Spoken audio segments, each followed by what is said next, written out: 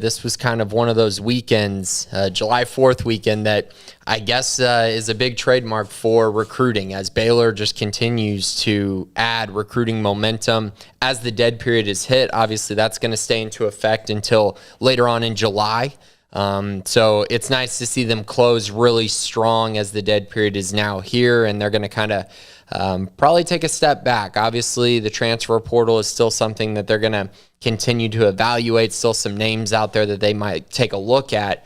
But as far as 2021 goes, or 2022 and 2023, I think this is an evaluation time period for a lot of the coaches to see if there's any guys who are deserving of offers from the camps that they attended and the various training videos they've been able to see, and just see if that's something that appeals to them. Of course, most kids are going to be starting fall camp here in the next month, and then the season's going to start, and that's when the staff's going to really take that evaluation role. But right now, I think it's been a very fun 2 months, I would say, for this staff. So before we get into the commits, tell us what the schedule is from now on. I mean, you kind of referenced it there, but for those who don't keep track of the camp calendar and, what's going on, I will tell you we got Big 12 Media Days next week. So that'll be interesting. AT&T Stadium. We will be out there Wednesday and Thursday for coverage of that. I'm looking forward to it, and then again, kind of not, because – man, it's going to be weird being around a bunch of people in the middle of a big old stadium, and that'll be cool, I'm sure. It'd also be just kind of weird, having just been kind of cooped up so much and so scattered around.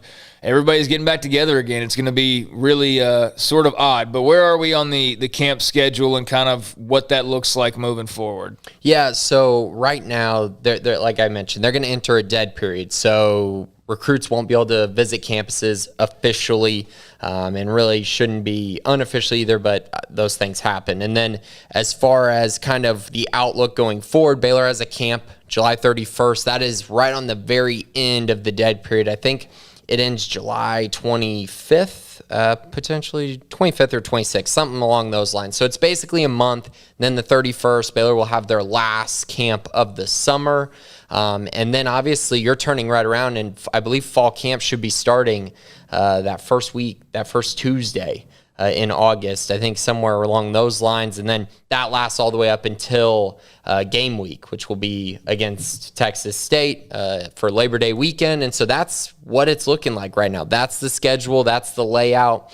So as I mentioned, this is just an evaluation time period. As recruits are getting ready to start their season, the staff's going to evaluate more so when the season starts for a lot of these prospects who are maybe late bloomers. And so those are kind of the big things coming up, the big dates to keep in mind. And I know for Baylor purposes, they got to get ready for the season. Obviously, the recruiting's great, but you have to have a great season if you want to continue to carry that momentum into next year. Well, nothing will tear a recruiting class apart like a bad season. So, I mean, we're all celebrating right now and excited about, the guys that are pledging, but to ensure that those guys actually end up Baylor Bears, and some of them will regardless just because they grew up liking the school or whatever, but especially when you start dealing with higher-rated guys, you better have some proof in the pudding, and they didn't have that last year, but now it's a fresh slate, a clean slate for them to actually go out there. If they go make a bowl game and have a nice turnaround season, then recruiting should just continue to blossom. But if they fall on their faces, then,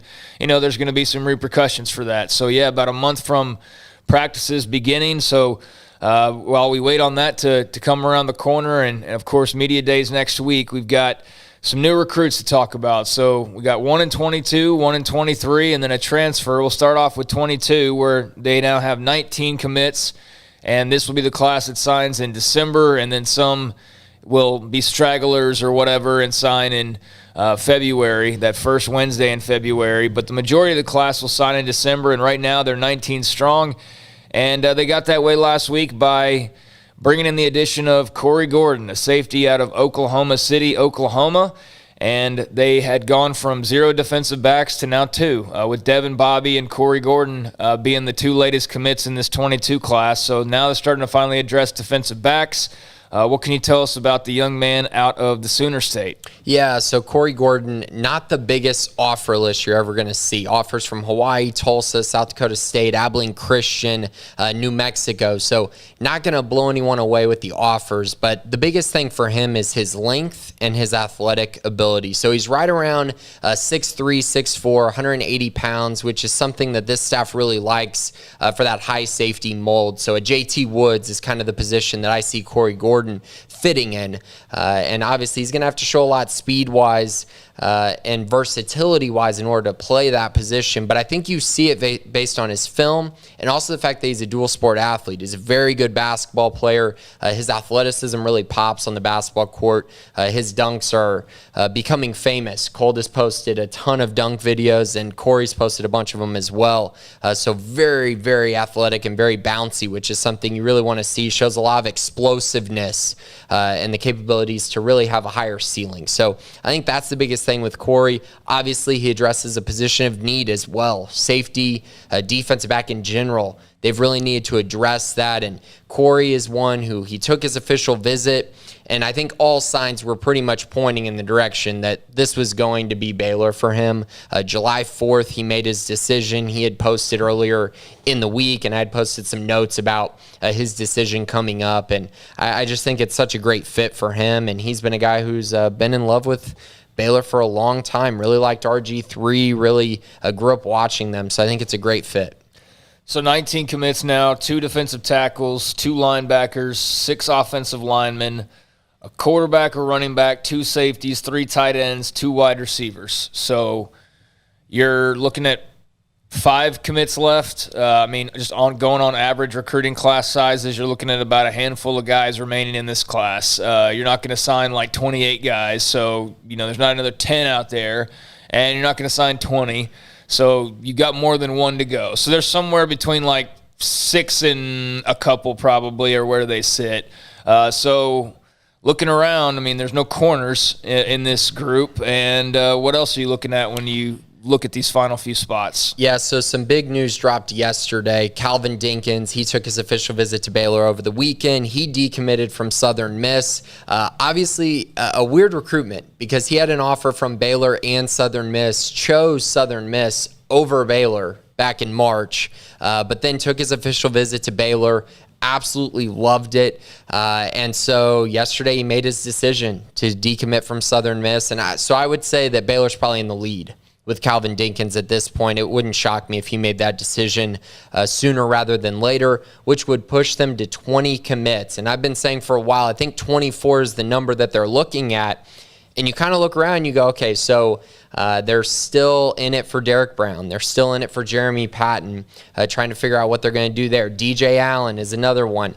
Obviously, we'll get to another addition they made at wide receiver, but with DJ Allen, what's that spot look like now that they've added another prospect to the roster? It's going to be very interesting to see how they finish. They're running low on spots, and they're going to have to make some tough choices, I think, as this recruiting period kind of winds down.